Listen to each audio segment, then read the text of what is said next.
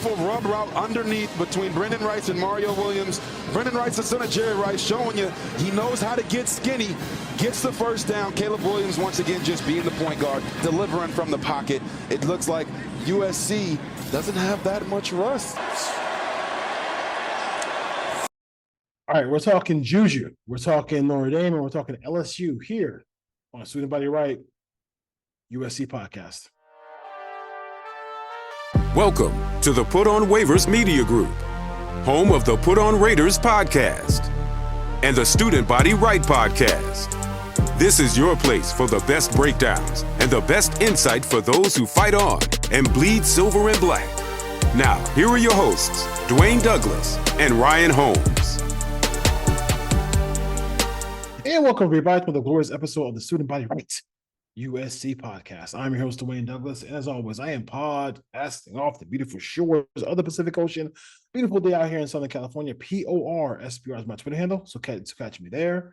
Also, you got Coach B out there, you got Evan Desai out there too as well. So we got some really good folks out there doing some tweeting some stuff about USC. So definitely check them out as well.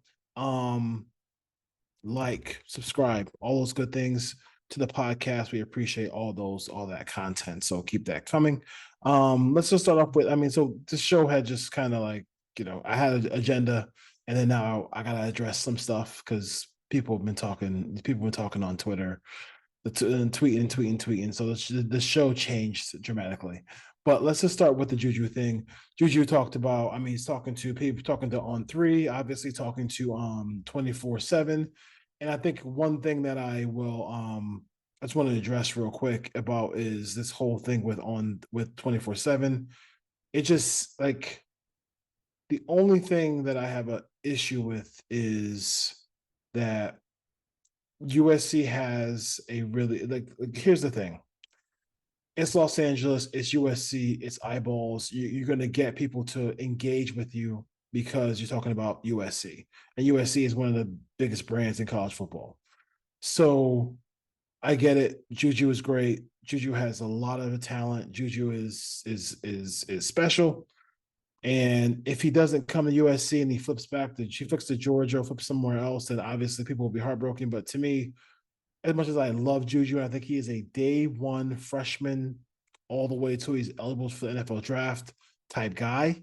I think he's never not playing. He's playing until he's eligible to get drafted. That's how good he is. But a quarterback with Lincoln Riley, I can't say that I'm like concerned. I'm more concerned about getting this team a nose tackle. I'm more concerned about getting this team like a top flight linebacker. I'm trying to get the Brian Cushings of the world, back on USC, right? So like, I'm not saying that it doesn't matter what JUJU does. I'm just saying like they're gonna have a really good quarterback at USC regardless. Like it really is. Even Clay Helton has some good quarterbacks as far as that goes. So I know that that's probably not what people want to hear.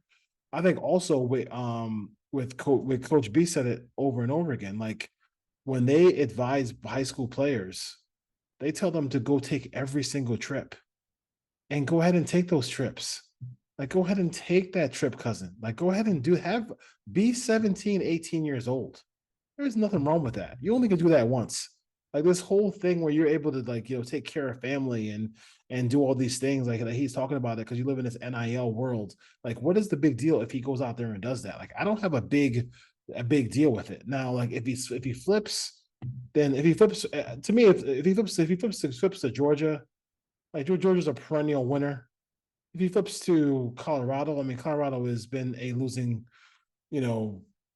team for a long period of time. I think they're going to find that conference way tougher than people than they think. I don't think they're going to storm through any of that conference in the Big 12 at all. So I don't think they're going to run through it. I think they're going to struggle in that conference. I think they got to find ways to win. I think Deion just has to show he can win. Before like I would consider my kid to go to him. Indiana really is gonna flip him over USC. Like let's kind of be real. But I think like when people get bored and want to just kind of get some engagement, they mention USC. So as far as the JUJU part of it, yes. So now like not only like people like they just spend their time talking about USC instead of saying, hey, they got a good class coming in for 2020, 2020, 2025. Let's see if they can keep it. They basically say, hey, like everybody's gonna flip. Like everybody is gonna committed to USC right now from that 25 class is gonna flip to another school. Like based on what? Like they're gonna flip. Every single player's gonna flip. They're gonna flip and just go somewhere else. Like I think that's a little bit like that's where USC fans get a little bit where it's fair for them to criticize 24/7 and people like that because it's like now you're just saying our name just to say our name. You're saying our name just to say, oh, so and so's gonna flip. Like, yeah, I mean that's fine. And like he said, for Juju, like for as far as Juju goes, he said that Colorado left a good impression on left a good impression on him. Let you be an 18-year-old kid sit in the office with Deion Sanders with your dad there, who saw him be the best, best athlete in the world at times. Probably him and Bo Jackson, right? When he was in the NFL, and at that point, like, you're not going to be awed by Deion. Like we can talk, say what you want about Deion, but you sit in a room with Deion, like you can feel that energy. Like, I mean, like Deion is a great speaker, a great motivator. I mean, I can see why a player would be enamored with him. But as far as like going there to be developed as a quarterback, I mean, that's something that's a whole different conversation. As far as that goes, as far as a corner defensive player, maybe, but like I think that's something to think about as well as far as that goes. But like when you come on and you say like, I wouldn't be surprised if this entire class from USC in 25 flips back to another school and leave USC with nothing. Like, I mean, that's basically what they're trying to say. And it's like that's really not. I don't think that's really reality. I mean, even Texas A&M, who had that, when Jimbo Fisher got fired, and a lot of those guys, everybody thought it was going to be a free for all, picking people off at Texas A&M. A lot of those players did stay, right? A lot of those players did stay, and they still had players, kind of stay, and out there in Texas to play for the Aggies, right? As far as that goes. So, kind of want to talk about the Juju thing, want to talk about the whole situation as far as people coming on, national reporters coming on saying that like, hey, wouldn't be surprised if everybody flipped out of USC. Like, I mean, I don't know what that was be based on, but like, if USC got the commitment, they got to hold on to the commitment, they got to fight for the commitment, they got to try to seal the deal until and nothing in these commitments are going to be etched in stone until they get the name and get the paper signed. So we all know that, but like I would just say that calm down with that foolishness as far as that goes. So I guess I'm not gonna say the publication because no national publication, with big ties said this, but this idea that USC tried to get out of the LSU game. We don't know if that's real, fake, whatever. We know like right now, Vegas has USC as a 6.5 point favorite. Like that might be hyperbole. That might be a little bit like, who knows? I mean, the teams are probably a little bit closer than 6.5 points. As far especially on a neutral field. And so we'll see what happens as far as that goes in Vegas. And shout out to those folks. I know like people like Rusty and all people like that are going to be out there at that game. I'm trying to get out there myself. But I think schedules change. I think games get canceled all the time. But again, that's somebody just trying to throw USC's name out there, just try to amp up their engagement. Like we don't know the inner workings of that behind the scenes if they try to get out of the game or if they didn't. And as far as like the LSU thing goes, I might, if I could trade a game against a top SEC team on neutral field, I could trade that game for the Notre Dame game. I know that was a big topic today on Colin Cowherd. I might do it.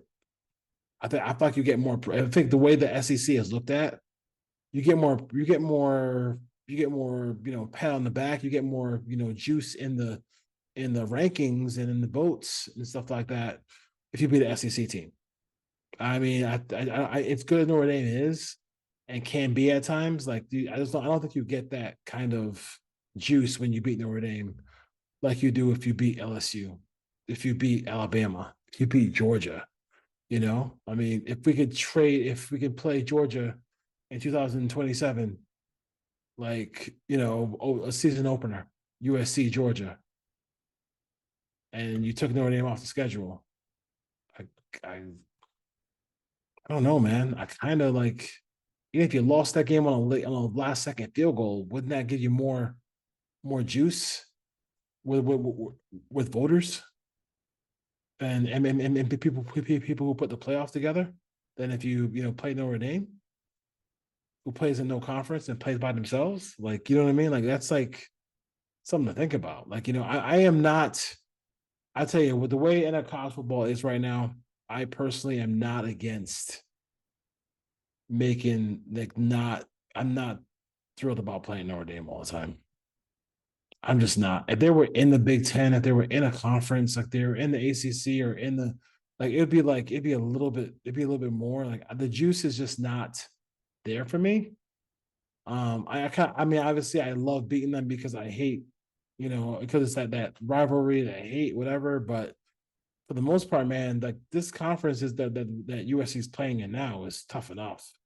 And like, I'm not dodging games. I don't want to dodge games. And we're not, I think Coach Henry put out that thing, dodging who? Like, he's the one anybody talk about him, let them dodging anybody. But I'm just saying, like, as far as a manageable schedule, like, we have to, I would rather a more manageable schedule. And I think I'd rather just replace it with one of the top 3 SEC teams. Like if I'm not going to play Notre Dame, like, I mean, if that was on the table, I would say, do we play Notre Dame or do we play like we rotate Georgia, LSU, and Alabama, playing them every year for the next for like 3 years in a row. You just play one of them every year. I mean, recruiting wise, that kind of helps, doesn't it? Helps to be in the South. Helps to be, to go at Alabama and show your program off to some of those some kids who might not want to stay in the South, who might want to go out west. The USC has made inroads into Georgia, made inroads into the South with that 25 class. So hopefully that can continue. But like, yeah, opportunities. We know what the opportunities will be as far as that goes. So somebody right, USC podcast, Dwayne Douglas here. Talking about JUJU, LSU, Notre Dame. We have some other shows coming up this week. I know people want to see the Gavin Myers breakdown, all 22. I got some all 22 for Gavin Myers. He's going to help on that defensive line for USC as well. We'll also talk about and the NCAA ruling recently later in the week, and also some other stuff as well too. And one of the topics we talk about too coming up this week is the assistant coach who's under the most pressure this year. And I think it might be the offensive line coach. So we'll see. We'll talk about that. But like I said, I think that's the whole LSU dodging people, dodging the LSU, whatever. We who knows? I mean, a more manageable schedule. Maybe they did, maybe they didn't. I don't think that's a big deal. Whatever they did do is they didn't come off the schedule.